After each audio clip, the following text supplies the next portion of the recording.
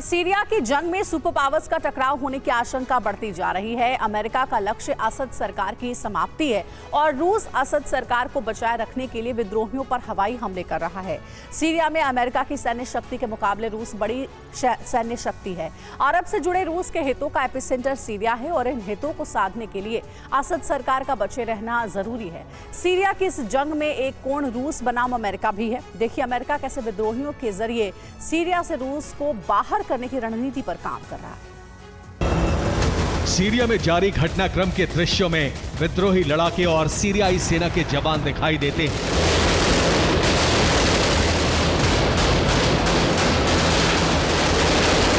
लेकिन पर्दे के पीछे से इस जंग को ताकत देने वाले दो सुपर पावर हैं। एक है अमेरिका और दूसरा है रूस।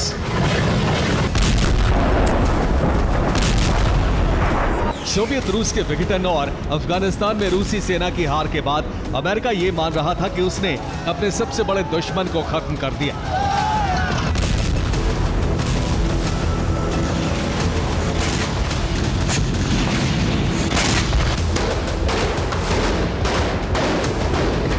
लेकिन 2012 में सीरिया में विद्रोह भड़का और रूस ने 2015 में असद सरकार को समर्थन देकर लंबे युद्ध की भूमिका तैयार कर दी।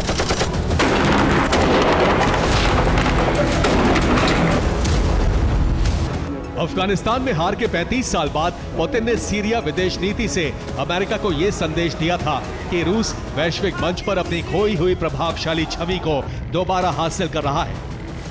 उसी दिन से सीरिया में अमेरिका और रूस का टकराव तय हो गया था और अब भड़की जंग में यही हो रहा है।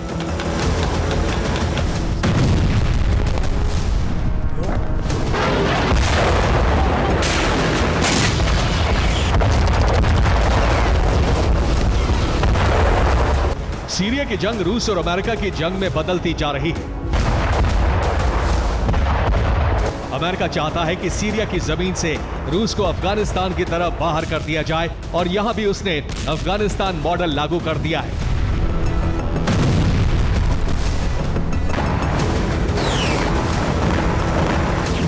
अफगानिस्तान में रूस के विरोध में अमेरिका ने तालिबान को खड़ा किया। सीरिया में यह काम HTS के जरिए कराया जा रहा है। अफगानिस्तान में तालिबान को अमेरिका ने हथियार सप्लाई किए।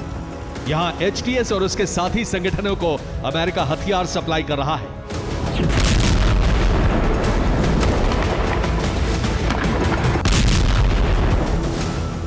HTS के लड़ाके अलेप्पो में सीरिया और रूस के कई साझा सैन्य ठिकानों पर कब्जा कर चुके हैं। रिपोर्ट यह भी है कि अलेप्पो एयरबेस पर तैनात रूस का पंजशीर एयर डिफेंस सिस्टम भी HTS के कब्जे में जा चुका है।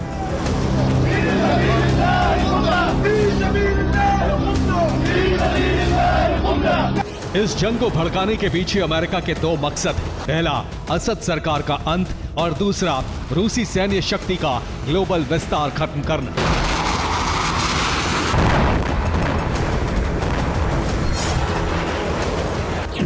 अमेरिका सीरिया में तैनात अपनी सेना को निकालने की योजना बना रहा है। इसके साथ ही अमेरिकी नागरिकों को सीरिया छोड़ने के लिए कह दिया गया है।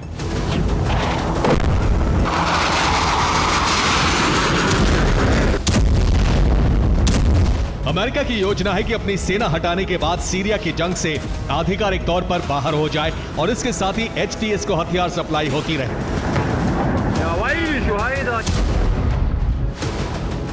HTS और अल नुसरा जैसे संगठनों का गढ़ तुर्की से सटे सीरियाई क्षेत्रों में है। पहले इदलिब तक सीमित HTS अब अलेप्पो और हमा तक बढ़ चुका है।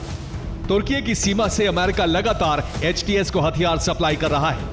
हमा के बाद जंग को होम्स और दमिश्क तक ले जाने का प्लान है। इसीलिए अमेरिका अपने नागरिकों और सेना को सीरिया से निकाल रहा है।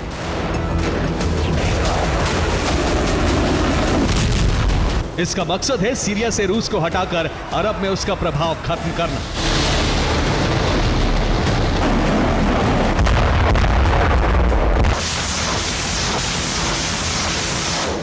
2016 में रूस की मदद से असद ने अलेप्पो पर कब्जा किया था। 2022 में जब यूक्रेन युद्ध शुरू हुआ तो रूस को सीरिया से सैन्य शक्ति घटानी पड़ी।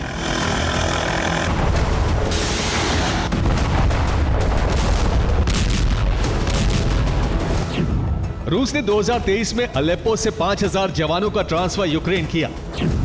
इसके साथ ही 3 स्क्वाड्रन SU-25 भी सीरिया से यूक्रेन भेजी।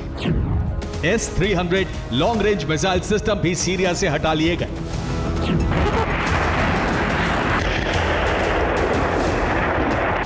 विद्रोहियों से सटे इलाकों में रूस की सैन्य ताकत घटते ही अमेरिका ने सीरिया ऑपरेशन की भूमिका तैयार कर ली थी।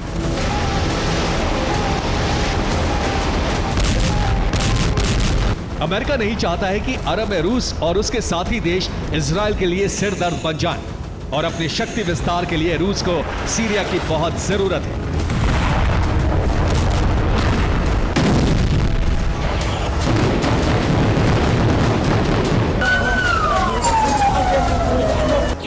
सीरिया का बॉर्डर लेबनान, इराक और तुर्की से सटा हुआ है। भूमध्य सागर से सटे सीरिया के तटीय इलाके की लंबाई 180 किलोमीटर है। सीरिया में सैन्य बेस से अमेरिकी खेमे के देश इजराइल, जॉर्डन, मिस्र सहित कई देशों पर दबाव बना सकता है। सीरिया में रूस का बड़ा नेवल बेस तारतुस में है। यहां रूस की सबमरीन और फ्रिगेट तैनात थे।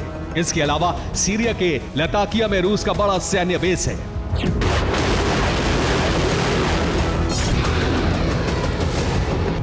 विद्रोहियों के हमले शुरू होने के बाद रूस को तारतुस नेवल बेस से जहाज और सबमरीन हटाने पड़े। रूस ने सीरिया में अपने हित बचाने के लिए सैन्य शक्ति का रुख भूमध्य सागर की ओर मोड़ दिया है।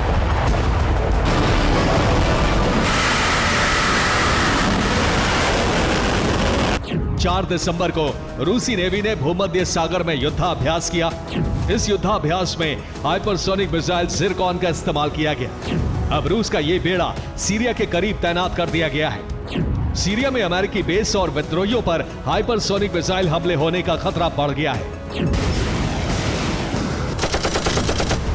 सीरिया की जंग अमेरिका और रूस के बीच वर्चस्व की जंग में बदलती जा रही है, और आने वाले दिनों में यहां दोनों देशों के बीच टकराव होने की आशंका तेज होने लगी है। Bureau report, TV9 Bharat.